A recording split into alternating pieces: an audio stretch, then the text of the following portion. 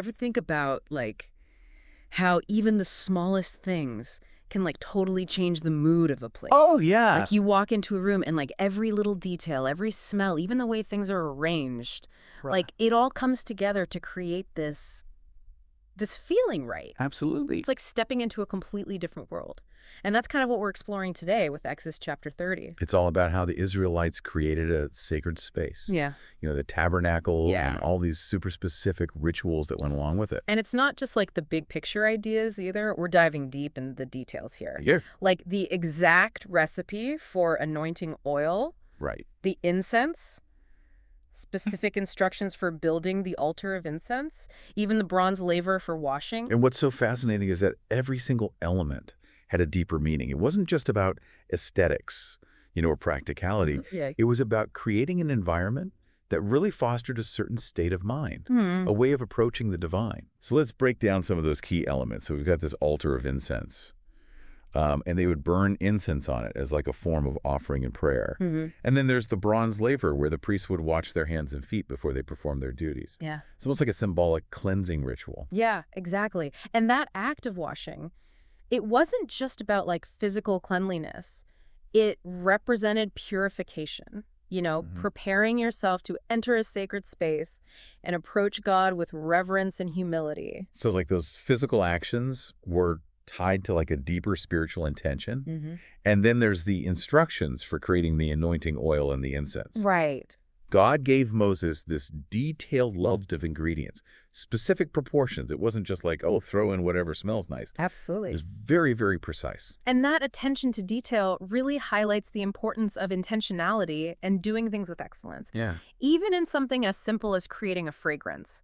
It wasn't just about the end product and the pleasant smell. It was about the care and precision that went into the process itself. So it's like saying that even the smallest actions, they can be filled with meaning and purpose. Exactly. And then there's this interesting little tidbit about the atonement money. Oh, yes. That's a fascinating one. Tell me about that. So this was a half-shekel contribution that everyone, rich or poor, was required to give. Wow. So like everyone had to contribute?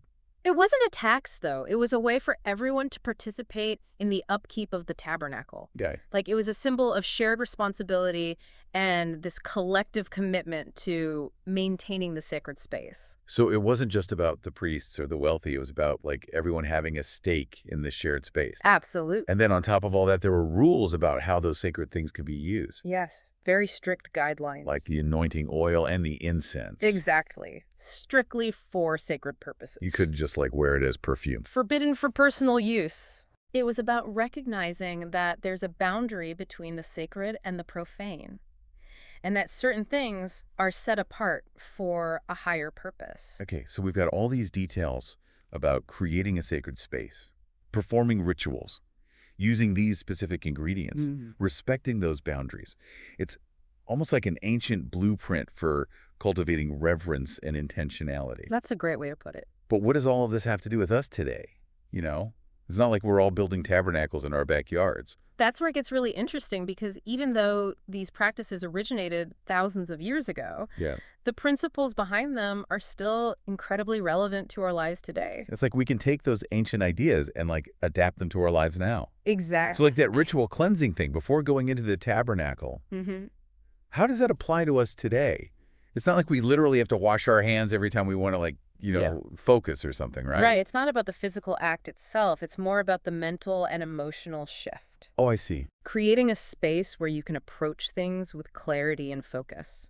So it could be like taking a few deep breaths before a meeting, or like clearing your desk before starting a big project. Exactly. It's about having those little rituals that help you like shed distractions and step into the right mindset. Yeah, it's like telling your mind and body, okay, time to switch gears. Yes, exactly. This reminds me of this time I was working on this super intense project. And I was so focused on it that I like totally forgot to take care of myself. Oh, no. Yeah, I wasn't sleeping, wasn't exercising, just completely burnt out. It's easy to do when you're really passionate about something. Yeah, totally. And it took me a while to realize I needed to like set some boundaries, Right. create some rituals to protect my energy and well-being. Absolutely. So I started blocking out time in my schedule for things that would help me recharge. Like what kind of things?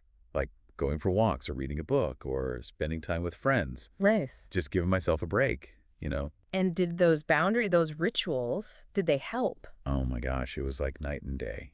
Wow. By creating space for myself, I was actually able to be more present and focused in my work. That makes sense. It's like you were giving yourself permission to recharge. Yeah, and it wasn't just about like managing my time. Mm. It was about recognizing that those other activities, Mm. the walks, the reading, they were important too. And that really connects back to what we were talking about with Exodus, how the sacred elements could only be used for their intended purpose. Oh, yeah.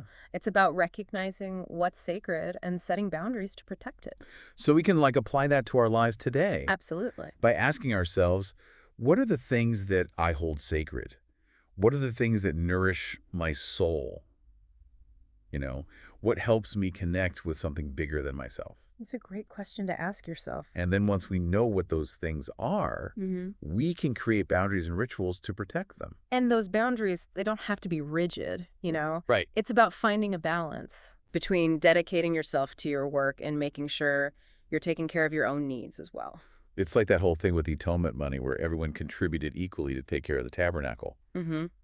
We can think about that in our lives today, Yeah. How do we contribute to the collective good? Right. Like, how do we show up for our community and support each other? Exactly. Yeah. To recognizing that we're all part of something bigger than ourselves. And that even our small contributions can make a difference. And then there's that whole thing about how God gave those specific instructions for the anointing oil and the incense. Oh, yes. The attention to detail and excellence. Yeah, we could apply that to our own work too, Yeah. right? Like striving to do our best, even in the little things. Absolutely. It's Mhm. about finding that joy in the process, in the craftsmanship, in the care we bring to each moment. It's like every action, no matter how small it can be, an act of creation, Mm-hmm. an act of devotion, an act of bringing something beautiful into the world. That's a beautiful way to put it. So we've come a long way from those ancient rituals and instructions in Exodus. Yeah, we have. But it's amazing how these principles can still guide us today. They're timeless. It's like we've been given this ancient wisdom that we can adapt and apply to our modern lives. And it's a journey. It's about discovering what works for you, Mhm. what helps you connect with that sense of sacredness, what allows you to bring your best self to the table. It's like we found this treasure map, Mm-hmm. and now we get to go out and like explore what those sacred spaces and rituals look like in our own lives. Exactly. And there's no right or wrong way to do it, you Yeah. know? It's about finding what speaks to you, what helps you connect with that sense of reverence and intentionality and, that feeling of connection. So like think about your week, Mm-hmm. pay attention to those little things you do that bring you a sense of peace or focus or joy. Right. Maybe it's that first cup of coffee in the morning Oh, yeah. or going for a walk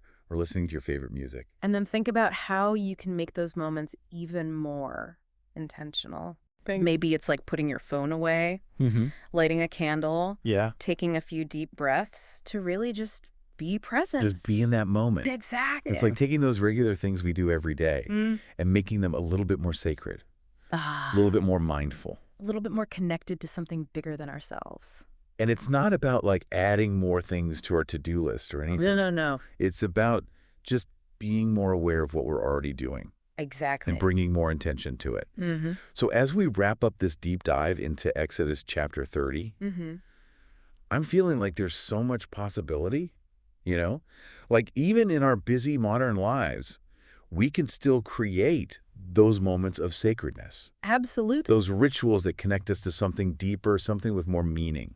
And that's what's so cool about these ancient principles, Yeah. They're timeless and we can adapt them to our lives today. They're like a guide. Yeah, a source of inspiration to help us create a more fulfilling and intentional life. Well, thanks for joining us on this journey into Exodus chapter 30. It's been a pleasure. We hope you've discovered some new insights and inspiration to bring a little more reverence and intentionality into your own life.